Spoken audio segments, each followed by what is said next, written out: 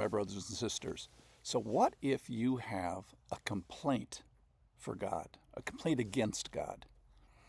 So, we're in Psalm 102, and he says, "Don't hide your face from me in the day of your distress." And then yesterday we asked, well, what if today is that day of distress? And if so, Lord, please have pity on me in my dust. So, Psalm 102 is a cry from one afflicted, from one faint, on his last nerve, on his last breath. And what does he do with his complaint? He pours it out before the Lord. So we're going to have a couple of big points today from Psalm 102. The first one is, if you have a complaint, and kind of don't we all, pour it out. And pour it out where? Now, this is not in sort of some rainbows and puppies world. This is in a day when you have significant grievances. I'm eating ashes, it says. My heart has been struck down. I am sleepless. I'm drinking my own tears. And it's the day of loud groaning. And what do we do with our complaints? Do we pour them on the ground? Do we pour them out in denial or in futility? Or do we pour it out before Him? So that's number one. If we have a complaint, pour it out before Him. Number two, the dust brings opportunity. So are not the attitudes of the afflicted most conducive to access to the Lord? The psalmist says, "Have pity on her dust." So the dust requires a certain response, a certain declaration. Pour it out, bring it as a complaint, or an accusation or rebellion against the Lord. The third point is that the Lord hears. Don't be mocked. He regards the prayer of the destitute. He does not despise their prayer. And then I want to go to verse 18. "Let this be recorded for a generation to come, so that a people yet created may praise the Lord." So the fourth point is, write this down. God has been faithful. He is of good character. He does not despise the prayer of the destitute. He pities those in the dust. Now, I want all those truths for me right now. I want to know it now. But I also want the generations to come to know it then.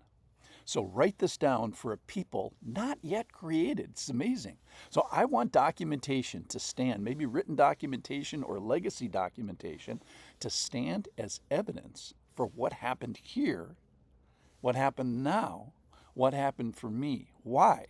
Well, so that you can have it for there, for then, and for you. So this is at least one reason to share a spiritual life in fellowship with the living. It's also a reason for you to avail yourselves of the experiences of those who have passed before. Okay, number 4. So this is important for me, clearly. It's my life, but I write it for you. I leave this podcast for you. When it is your turn to shine on the stage of sainthood, that is life, be bold. Turn to Him. Verse 21, why? That they may declare in Zion the name of the Lord. So write this down. Leave a record. That's number 4. I want to finish with the last stanza. The heavens are the work of your hands, verse 25. They will perish, but you will remain. They will all wear out like a garment. You will change them like a robe, and they will pass away. But you are the same, and your years have no end. The children of your servants dwell secure. Their offspring shall be established before you.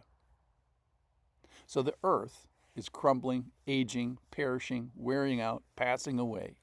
But you, Lord, are here now and forever. You are the same. So in the surety of you is the security of me. You are the same, Lord. So this is the 5th point. In the surety of you is the security of me. So let me ask and leave you with a question here today, which is, if a spiritual record was left for a people not yet created, what would you want it to say? So the psalmist in 102 says, "Watch me work." And this isn't namby-pamby. It's when there's significant grievances, eating ashes, heart struck down, sleepless nights. And he says, if you have a complaint, number 1, pour it out. When you're eating ashes, pour it out. When you're drinking your tears, pour it out. Where? before the Lord. Secondly, remember the dust brings an opportunity.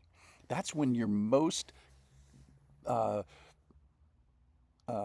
have the greatest access to the Lord.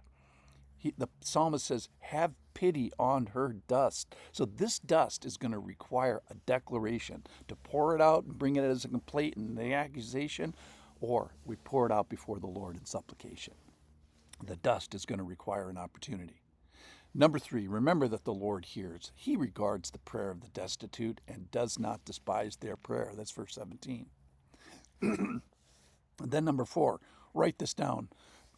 Know that you are leaving a record of your life. What are you doing with your complaints? Did you excel in the dust? Did you act like the Lord hears in such a situation? So when you are in the dust, pour it out. And then number 5, the surety of you is the security of me.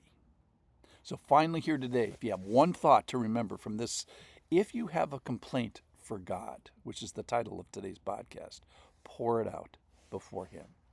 Thanks for listening.